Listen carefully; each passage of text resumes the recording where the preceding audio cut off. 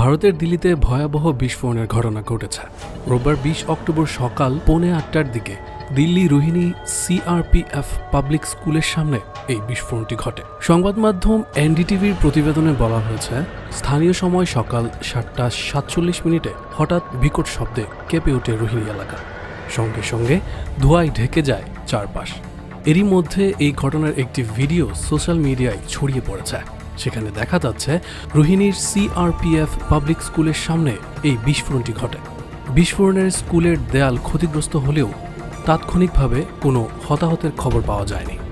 Forensic দল এবং দিল্লির পুলিশ বিশেষ সেলের অফিসাররা ঘটনাস্থলে পৌঁছে বিস্ফোরণের কারণ খতিয়ে দেখছেন।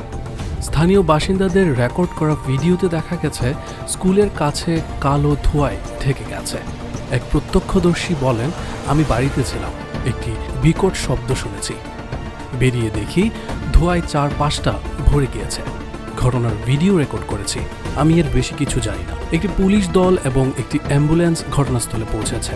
পুলিশ জানিয়েছে বিস্ফোরণের কারণ জানতে crime branch, forensic science laboratory এবং বোমা স্কোয়াডের একটি দল এলাকাটি পরিদর্শন করছে।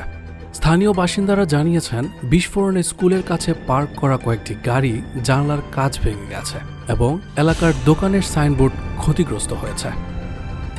নিউজ ডেস্ক, জয় ভিশন।